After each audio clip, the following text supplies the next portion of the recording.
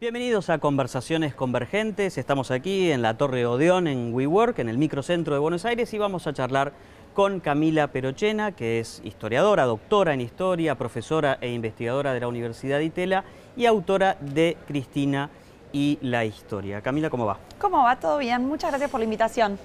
Camila, Cristina dijo que la historia me juzgue.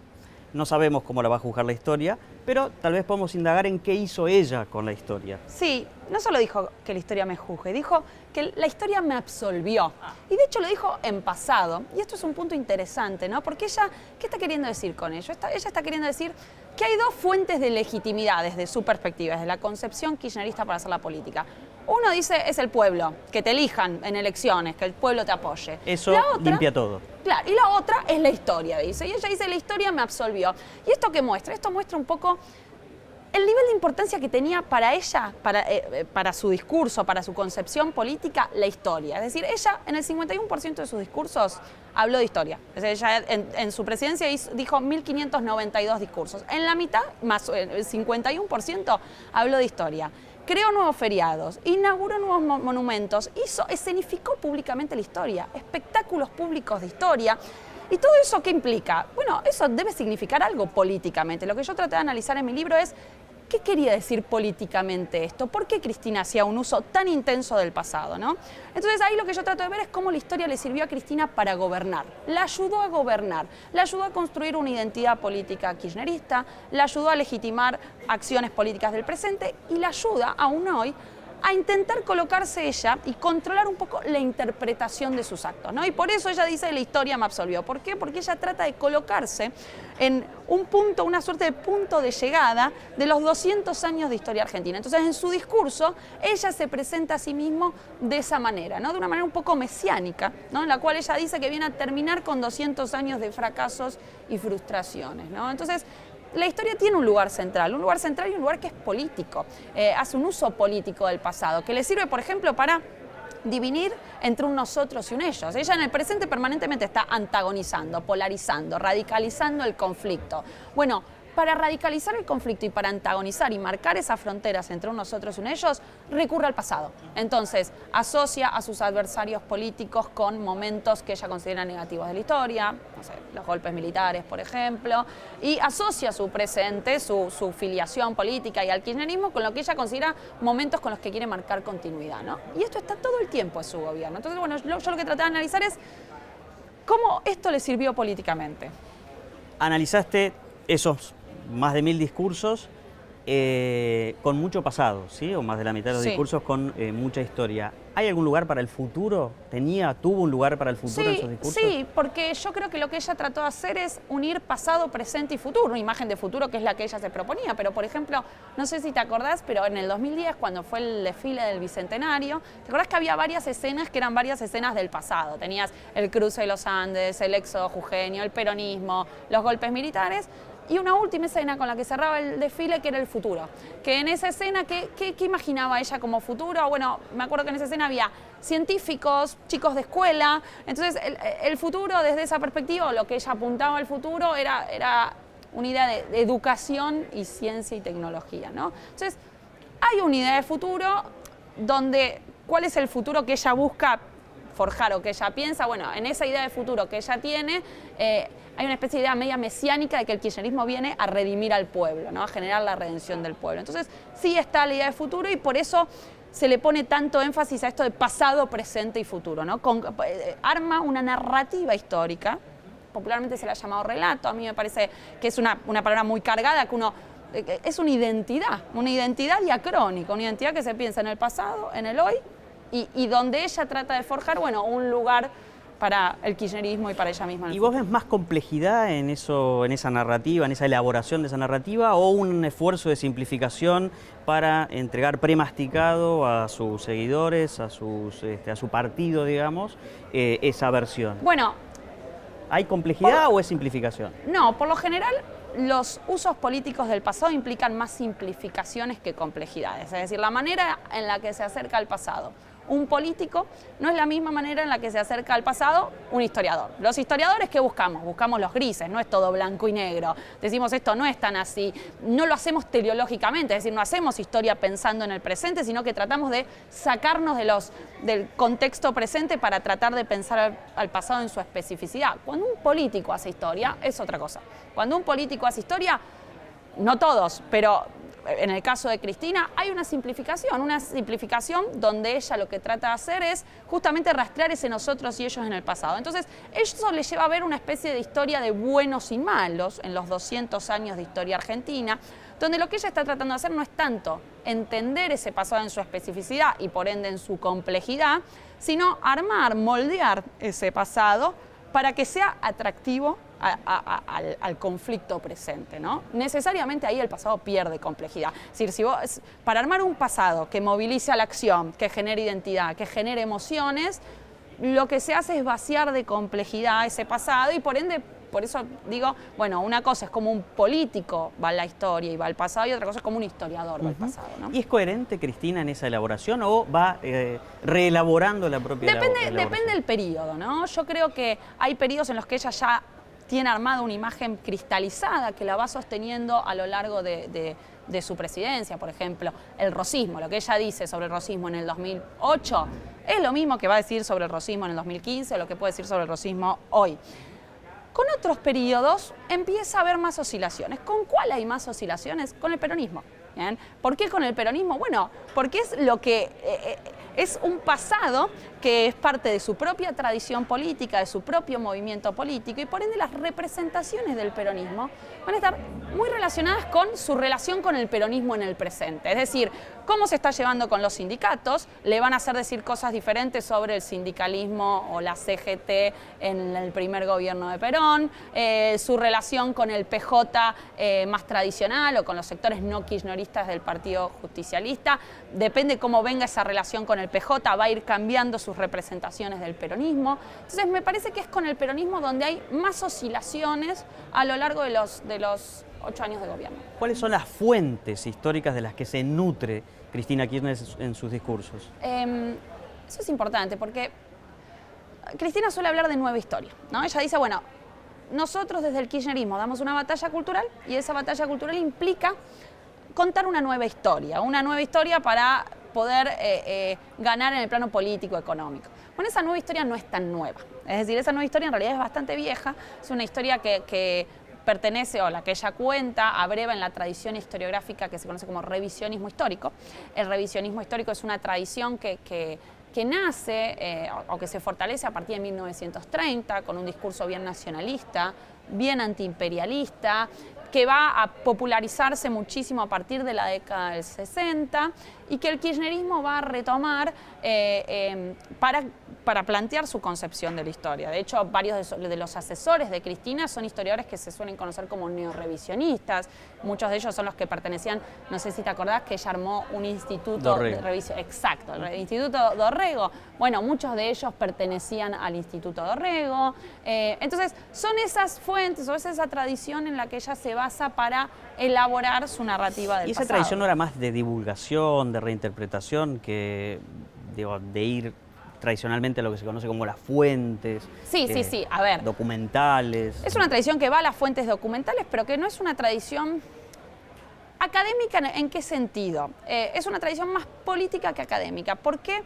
Porque se acercan al pasado para tratar de dar respuestas bien claras al presente. Entonces, por lo general, es una tradición, no en todos los casos, pero en su gran mayoría uno podría decir, es una tradición que por momentos moldea el pasado para responder al presente, ¿no? No establece esto que yo decía que buscamos establecer los historiadores profesionales, que es una distancia con el pasado, ¿no? Entonces, sí es una tradición que muchas veces va al pasado ya con las respuestas que quiere encontrar. Entonces, cuando va a los documentos, no es que no usa documentos, sino que en las fuentes busca esas respuestas que ya esperaba encontrar. No sé, por ejemplo, que los terratenientes tuvieron responsabilidad o tuvieron la culpa de algo. Bueno, ya va con esa idea política, en muchos casos de revisionismo histórico, y moldean ese pasado en función del presente, ¿no? No sé si fue objetivo de tu investigación, pero ¿Qué tan vinculado está la lectura que Cristina Kirchner hace de la historia y su uso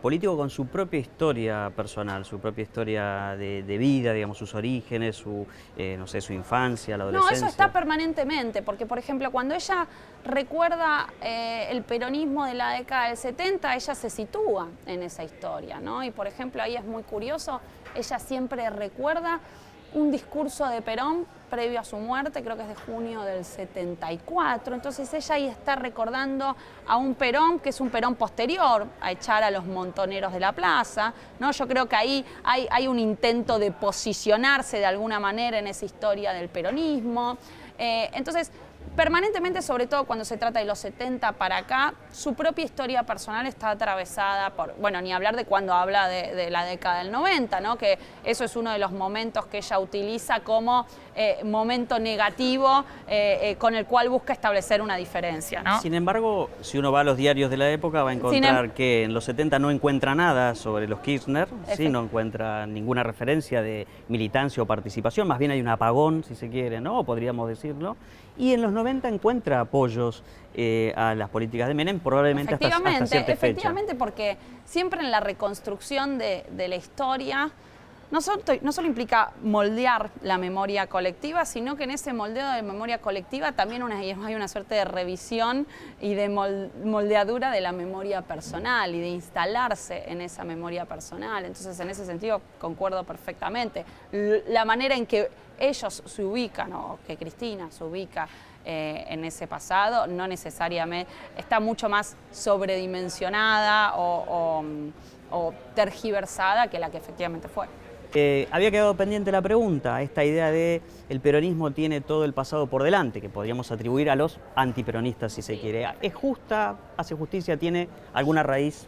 Yo creo que tiene una raíz porque en el sentido de que en el peronismo, por lo menos en los últimos 20 años, hay una mirada, o sea, no lo incluiría a Menem en ese sentido, pero sí hay una mirada muy insistente con el pasado y un intento de recuperar y traer al presente lo que el kirchnerismo ha considerado momentos dorados, si querés, del peronismo, digo, y está pensando permanentemente en traer el primer gobierno. Los días más felices siempre fueron peronistas. Exacto, entonces, efectivamente, eso está todo el tiempo presente.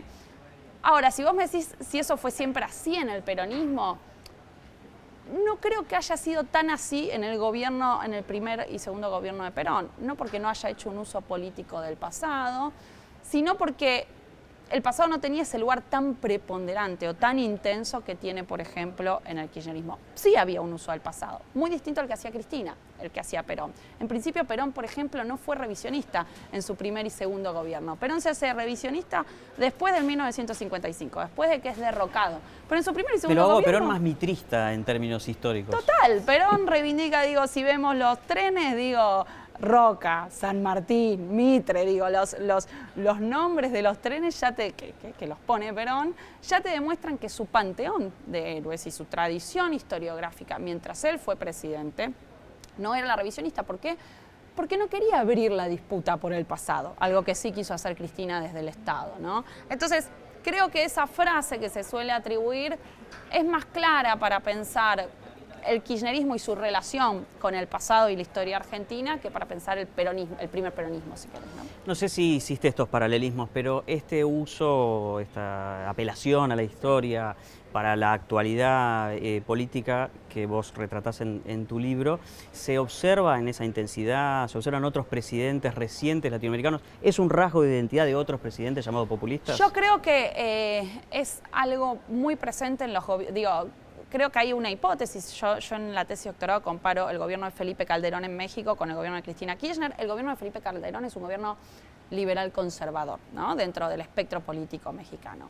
Felipe Calderón habla mucho menos de historia. También está en un bicentenario, en una época en la que se recuerdan muchas cosas, pero mientras Cristina habla... Y en un país en el que hay muchas apelaciones a la historia, muchísimo, ¿no? Muchas más que el nuestro, México la historia es pesadísima, y no solo la historia de los 200 años, la historia prehispánica, la historia de la colonia.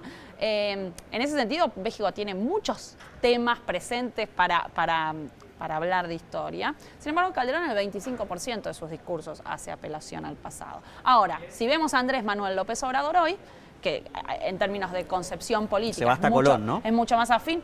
Se va hasta el mundo prehispánico, digo, se va hasta los mayas, se va hasta la caída de Tenochtitlán, se va, por supuesto, hasta la colonia, pero digo, la historia sí está muy presente y está permanentemente esta idea de dar una disputa por el pasado. Entonces, en base a lo que me preguntabas, que me parece súper interesante la pregunta, uno podría decir algo de afinidad o de tendencia de gobiernos que se pueden pensar o definir como populistas o que usan o que piensan la política de manera antagónica, agonista.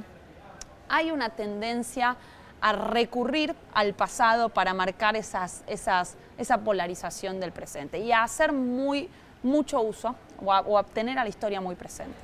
El peronismo tiene sus días más felices, tiene, ¿no?, sus historias, sus enemigos, sus antinomias. Tiene como una mitología muy elaborada, ¿no? Claramente creo que todos vamos a coincidir.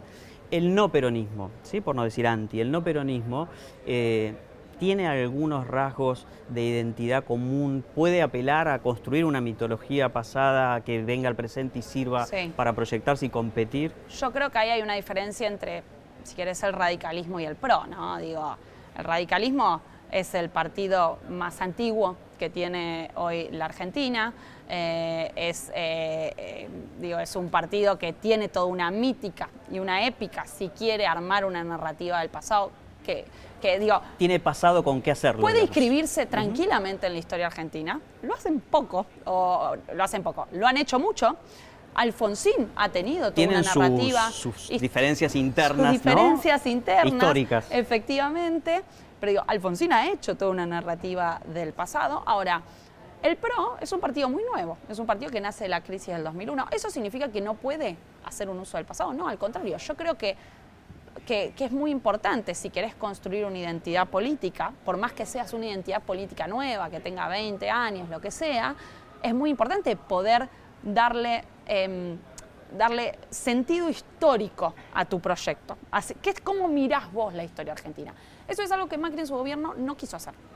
Y lo decía explícitamente, que decía que hablar de historia era tener una mirada nostálgica sobre la Argentina y que para pensar en el futuro no había que mirar al pasado. Ahí creo que hay un problema, ¿no? Y es creer que se puede tener una imagen de futuro sin poder dar cuenta de dónde venimos, ¿no? Poder decir hacia dónde vamos sin dar cuenta de dónde venimos y qué tomamos de eso que venimos. Hay algo que le decía Edmund Burke, un filósofo y político inglés, a los franceses en el contexto de la Revolución Francesa, y decía, bueno, estos tipos se creen que pueden hacer borrón y cuenta nueva, tabula rasa, de empezar la sociedad de nuevo a partir de la Revolución, y eso es una ilusión, les decía Burke. ¿Por qué? Porque la sociedad tiene tradiciones, tiene memorias, y un poco o lo que yo pienso cuando miraba o cuando trataba de analizar esta actitud del gobierno de Macri de no mirar al pasado y no dar cuenta de ese pasado, es un poco eso, creer que la sociedad no tiene tradiciones, memorias en las cuales se basa. Y la sociedad argentina es una sociedad con una cultura histórica muy profunda. Los argentinos, no sé, hablamos de historia, discutimos sobre historia en la mesa, en el colectivo, no sé, con mis alumnos. Es normal hablar permanentemente de historia. Entonces creo que ahí hubo una suerte de, capaz de subestimación o capaz de error de diagnóstico, ¿no? De creer que se podía mirar al futuro sin dar cuenta de dónde venimos. Un error tal vez de juventud política, ¿no? Seguramente, porque de hecho creo que en algunas entrevistas Macri lo ha revisado y uno escucha la reta y hay un intento todavía tímido capaz, pero por dar alguna raigambre histórica a una visión de país. Una pregunta tal vez no histórica, pero bueno, en función de tu trabajo y de tus investigaciones. ¿Cuánto de peronistas tienen los antiperonistas en sus rasgos identitarios, en sus prácticas políticas? Bueno, todo depende de a quién llames los antiperonistas, ¿no? Porque... es cierto. Lo mismo podríamos decir, depende de a quién llames peronista. No, claro, ¿no? Porque aparte dentro del PRO vos tenés gente que directamente se los pro-peronistas, claro. Los que se reivindican como peronistas, ¿no? Y dentro de los antiperonistas más halcones, y que no quieren tomar nada del peronismo, yo creo que hay algo que se puede asemejar a algún momento del peronismo, que es, por ejemplo, la polarización política y la idea de pensar al otro como un enemigo. Entonces, algunos sectores del PRO más peronistas reivindican abiertamente a Perón, pero otros sectores del PRO, más halcones, si querés, o del PRO o de Cambiemos, ¿no? En general, más halcones, tienen una tendencia a pensar al otro desde la perspectiva no tanto del adversario para llegar a consensos, sino desde una perspectiva más antagónica. Y eso también tiene algo de concepción política del peronismo, ¿no? Entonces, uno podría encontrar elementos en ambos grupos. Incluso pensaba que por ahí dirigentes que están en polos opuestos tienden a parecerse casi incluso en su aspecto, ¿no? No sé, Cristina Kirchner y la diputada Zubik, una de sus denunciantes, sí. O Elisa Carrió, incluso en sus igual arrebatos. Ahí eso implicaría sostener que hay una suerte de estética del peronismo, que la hay, pero creo que esa estética del peronismo no se refleja necesariamente en cómo Cristina se viste o se peina, sino que creo que esa estética está más relacionada con las formas de representar, con los monumentos, Entonces, si pienso en una estética del peronismo, no pienso tanto en cómo las personas se visten, sino más bien en cómo buscan representarse políticamente, ¿no? ¿Y hay cuestiones a resolver en las narrativas políticas de los partidos? Recién, no te quise interrumpir, no te lo pregunté, pero alvearismo, irigoyenismo en la Unión Cívica Radical, que además pareciera haber vuelto, ¿no? Bueno, digo, se cumplen 100 años de la presidencia de Alvear, y de a poco... Hay como un revisionismo alvearista, si querés. Hay como una especie de, no sé si de retorno de Alvear, pero sí de reivindicación, que me parece que es algo que el radicalismo se debía. ¿Y se debía por qué? Porque de alguna manera la figura de Irigoyen había eclipsado, la figura de Irigoyen y después la figura de Alfonsín, habían eclipsado un poco la presidencia de Alvear y el legado de Alvear. Una presidencia que fue muy importante, una presidencia donde hubo crecimiento económico que al mismo tiempo se buscó combinar con libertades. Entonces, me parece interesante lo que está haciendo hoy el radicalismo, tímidamente. Yo creo que se podría hacer como mucho más explícito, pero me parece importante que se vuelva a reivindicar o que el propio partido recupere la figura de Alvear en un contexto como este, porque es lo que te decía, tiene toda una tradición histórica en la cual apoyarse que por momentos está desaprovechada, ¿no? ¿Y los libertarios solamente tienen su panteón de escuela austríaca y próceres económicos? No, bueno, por ejemplo, en algunos discursos Milei ha reivindicado, por ejemplo, a Roca, lo cual genera ciertas contradicciones, porque si hay alguien que consolidó y construyó el Estado, fue Roca. Entonces, hay como una contradicción entre reivindicar el gran regulador. El Estado mínimo y decir, bueno, necesitamos un Estado mínimo, y reivindicar al constructor del Estado, el tipo que te puso las vías ferrocarriles. Digo, que tenía una concepción en algún punto liberal en lo económico, en el sentido de que consideraba que el Estado tenía que administrar y garantizar que los ciudadanos pudieran desarrollar su iniciativa privada, ¿no?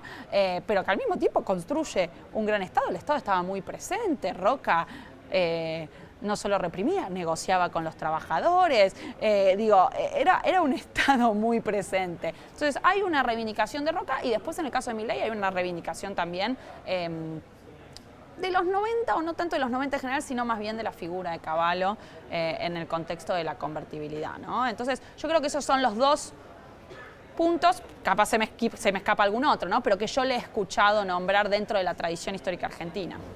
Para ir cerrando, Camila, ¿vos crees que hay una síntesis en todo esto, una síntesis posible en todo esto que hemos conversado, en las distintas tradiciones, digo, pensando ya en el futuro, si querés, no tanto en el pasado? Sí, yo creo